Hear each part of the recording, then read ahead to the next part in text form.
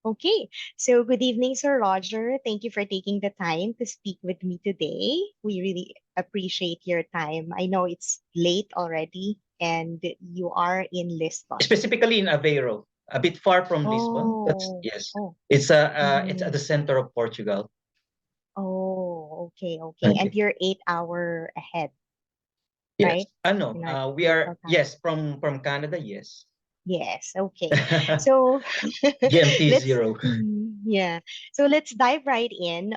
What advice would you give to aspiring professionals looking to pursue a career in the future of hospitality and tourism? What I Okay. always say to students, to individuals, is that they must be really have this people oriented thinking, or meaning to say character, Yeah. because tourism and hospitality is all about people and service. They need to deal, and they must really love to deal with people. Handling people, customer service is very important, and they need to have, of course, lots of patience and respect to people. Apart from, of course, we always say about strong personal and communication skills, good Yeah. character, because at the end of the day we are dealing with lots of people, and every person is different, so you really need to manage them, and you need to interact with them and learn to anticipate and meet the needs of customers to really ensure the positive and memorable experience for them. Yeah.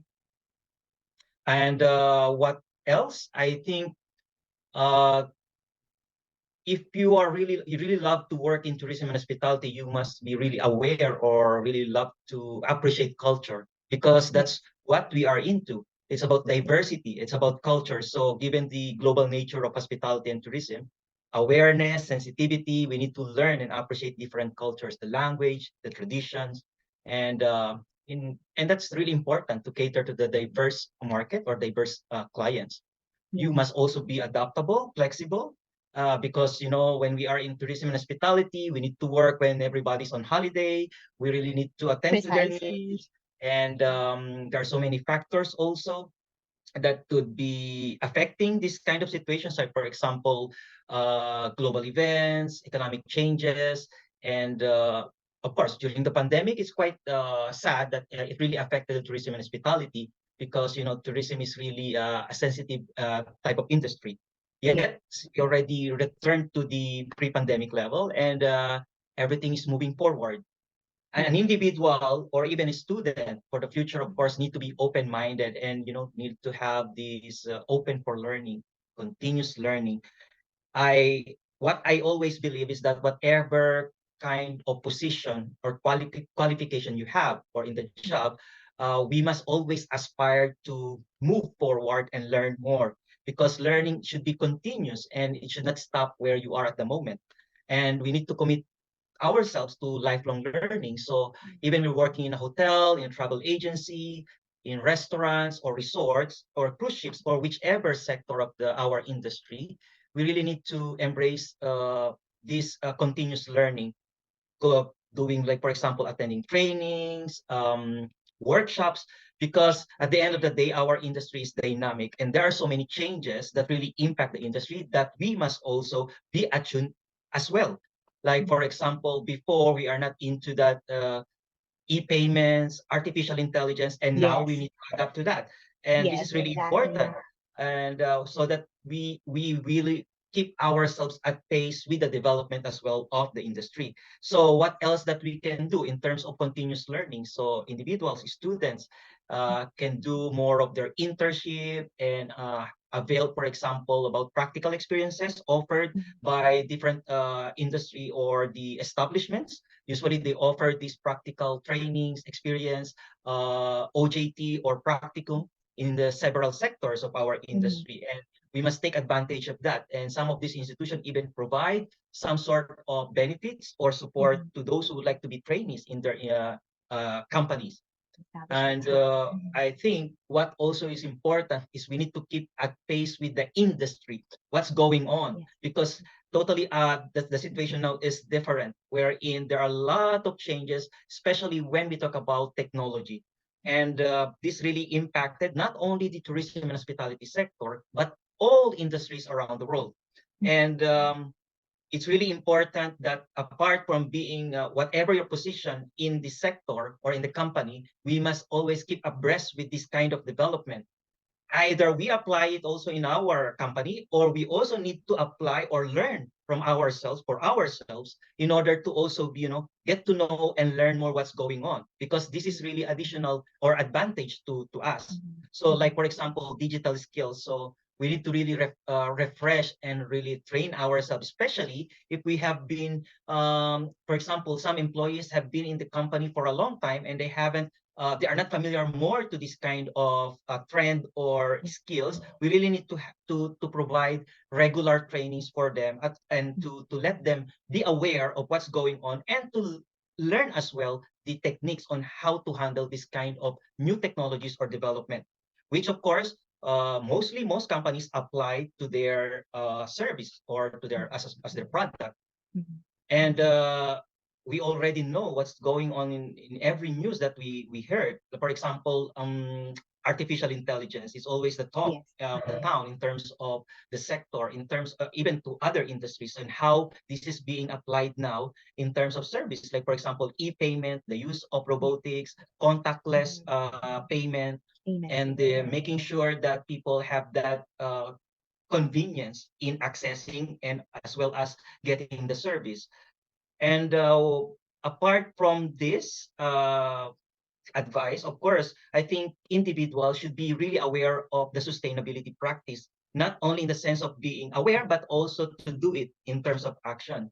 We all know that all over the world and under the United Nations Mhm. emblem that we really need to achieve the Sustainable Development Goals 2030, where every country really need to adapt as well as meet these goals Yes. are, and these are actually also lay down up to the companies or to the institutions level, and not only that, as well as to the each individuals, because we must also practice sustainability, the practices, the way we need to handle things in our environment, the services, because the world is really has changed. Because for Yes. example, the amount of waste that we are producing, and Yes. the hotels, especially the hotel sector, really need to adapt to this kind of sustainable or green practices. Like, for example, conserving water, reusing the water, and Mhm. for example, washing, for example, the towels, etc. So Yes. these are really important because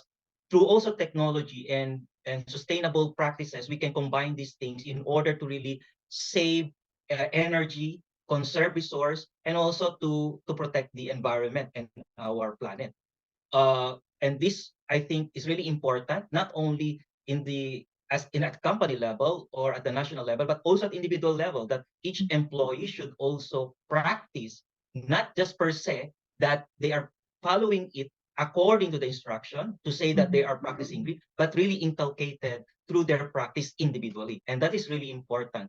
How they, Yes. for example, conserve water in the hotel. For example, the use of plastics. So how they Yes. really adapt to that, and how they even maybe not to fully avoid but minimize, and then how to really save energy even individually when there are, like for example, during off season, and then you know it really conserves some sort of energy for the hotel and for the company. So these are some small things that that are really important individually, but of course we need to follow if the company must really abide as well to sustainable development practices, because every country must really meet these targets in 2030.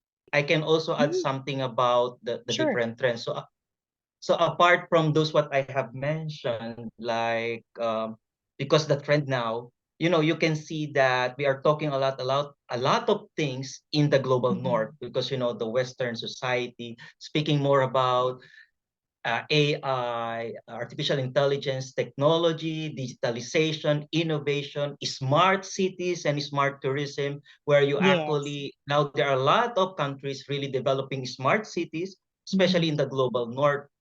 But also we need to think about the situation in the global south. So what I'm talking here is about the developed world, which is coined by Willy Brandt in terms of dividing Yes. the world, the global north where you have most of the developing and developed world, while Mhm. the global south are the least developing countries. Countries, So yes. there's still a gap between these two regions wherein we are really taking seriously ahead, and it's so good that we are really working on towards these activities and programs. But Mhm. we want also to consider that uh, there are also places in this world, especially the least developing countries, that they don't have this kind of infrastructure system.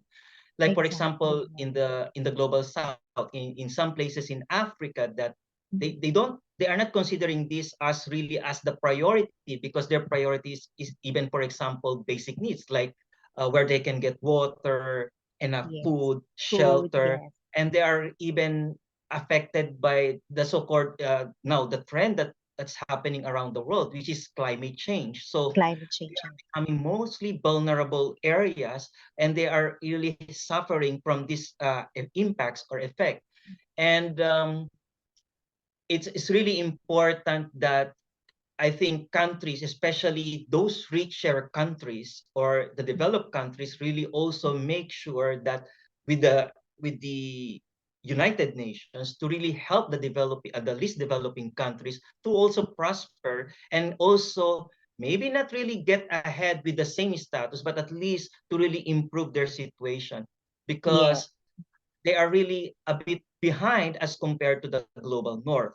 And this is really important, wherein they are lack in some places they are lacking water, basic need Mhm. food, and they're highly impacted by the natural disasters where they need more support in terms of disaster prevention or disaster crisis management. And it's really important because of this what's happening with the climate change. And tourism and hospitality is highly impacted, as you can see in several news.